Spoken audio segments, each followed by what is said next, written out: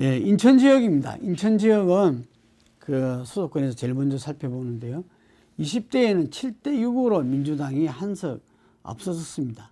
예, 그런데 그때보다는 지금 민주당 지지세가 강화된 모습인데 여전히 치열한 경합지역 중 하나입니다. 아까 충남이 7군데로 이렇게 그 수도권을 제일 높다 이랬는데 수도권에서는 이렇게 이 11석 중에서는 상대적 비율로 보면은 5석이나 경합 지역입니다. 민주당 우세는 남동을, 부평을, 계양갑, 계양을, 서구을 등이 우세를 보이고 있고, 이 통합당의 경합 우세로 볼 수 있는 게 중강화, 옹진, 부평갑, 이게 통합당의 경합 우세로 파악됩니다. 동미추홀갑, 연수갑, 서구갑, 남동갑은 경합지역으로 분류되고요. 이 인천에서 가장 주목할 지역으로 볼 수 있는 이 연수월은 지금 정의당, 민주당 그리고 미래통합당이 3파전이 전개되고 있고, 여기도 아까 창원 성산처럼 후보 단일화, 진보 진영의 후보 단일화가 이루어질 것이냐 상당히 주목받는 지역입니다. 그리고 또 한 군데가 친박 의원이었던 윤상현 의원이 컷오프 됐죠. 그래서 무소속으로 출마했는데 이 동미추홀 을도 상당히 관심 지역입니다. 그래서 한 군데 정도는 어떤 이 정의당 무소속의 우세를 갖다가 이야기하고 이 민주당 5, 통합당 2에서 경합지역이 5군데나 된다라는 것을 말씀드리겠습니다. 다음은 최대 승부처 경기도입니다. 경기도는 59개 지역이고요. 양당이 각각 희망 섞인 전망을 내놨어요. 예. 지난 총선에는 60석 중에 이번에 한 석 줄었죠. 60석 중에 40석을 더불어민주당, 17석을 새누리당에 밀어준 바 있습니다. 그런데 이번에는 민주당이 절대 우세 및 우세 지역으로 분류한 지역과 42, 경합지역을 13개로 파악했고요. 13지역은 4군데로 보았습니다. 미래통합당 같은 경우는 22개 지역구를 우세로 9개 지역을 경합으로 분류했습니다. 당사가 파악한 현재 시점까지의 경기도 판세는 민주당이 총 40군데에서는 우세를 보이지 않는가. 미래통합당은 이 9개 지역에서 우세를 보였고 경합지역이 모두 9개였습니다. 본인들이 주장하는 게. 민주당은 수원 5석, 안양 3석과 2석의 강명, 시흥, 의정부, 파주, 김포 등을 석권하는 것으로 나타났고 성남, 부천, 남양주, 고양 등도 일부 경합지역구가 있지만 전반적으로는 지역의 절대 우세였다. 미래통합당 같은 경우는 평택에서 2석, 용인에서 우세로 나타나고 있고 안성을 비롯해서 이천, 여주, 양평, 포천, 가평, 동두천, 연천 등 전통적인 이 보수정당 우세 지역이죠. 경기도 외곽 지역에서 우세를 보이고 있습니다. 자, 그럼 경기도의 경합지역은 보면은 그 10군데입니다. 예, 분당은 을이 그 경합이고 안산은 단원, 갑을이 다 경합입니다. 하성, 갑은 도 그 경합을 벌이고 있고요. 남양주, 병 또 박병승부가 예상됩니다. 가장 치열한 용인의 경우에는 각과 병은 미래통합당이 우세하고 을은 민주당이 우세하는데 정에 이탄희 후보와 김범수 후보 간의 치열한 경합이 예상되고 있습니다. 그리고 또한 심상정 정의당 대표가 출마하는 고양 갑도 아주 치열합니다. 최근 한 조사에서는 딱 붙었더라고요. 이게 정의당 심상정 대표의 저력이 나타나지 않는가. 후보 단일화를 안 했을 때도 당선을 됐으니까요. 그런 가운데서 어쨌든 민주당 흐름의 어떤 이 정서가 또 그 부분에서 어떻게 나타날지 주목되는 부분입니다. 다음은 마지막으로 서울입니다. 서울은 49개 지역구를 갖고 있는데 민주당의 어떤 압도적인 우세 속에서 미래통합당의 추격전이 전개되고 있습니다. 지난 20대 때는 민주당 35, 새누리당 12, 국민의당 2석으로 나타난 바 있어요.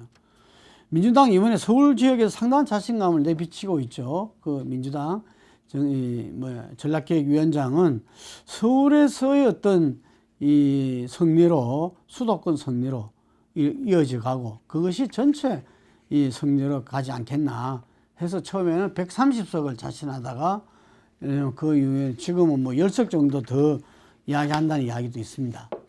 예, 그래서 지금 민주당 같은 경우는 우세 31곳, 경합지역 13곳을 제시했고요. 미래통합당은 6곳의 우세지역과 18곳의 경합지역을 발표했습니다.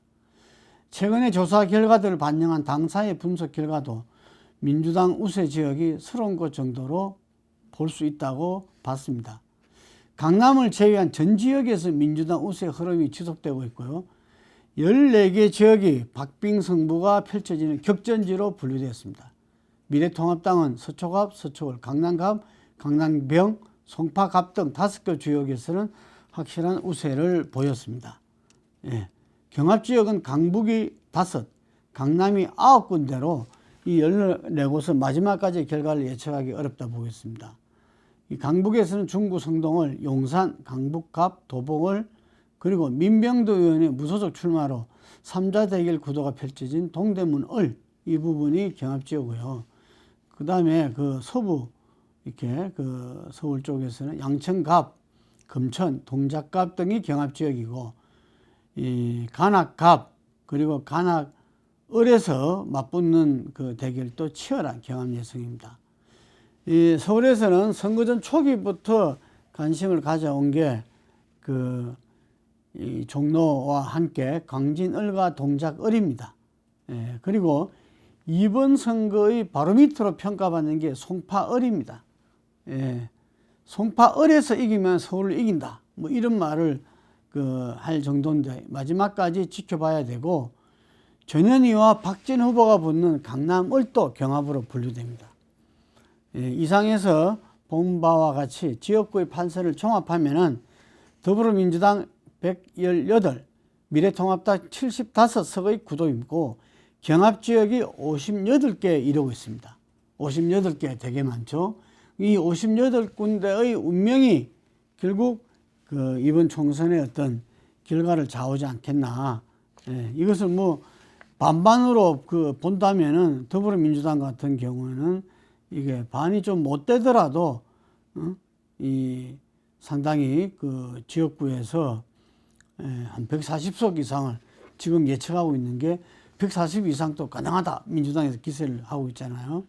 예, 예, 그래서 미래통합당 같은 경우에서는 한 105석, 지난번 선거와 같이 105석 정도가 상당히 맥시멈 아니겠느냐 이렇게 보고 있습니다.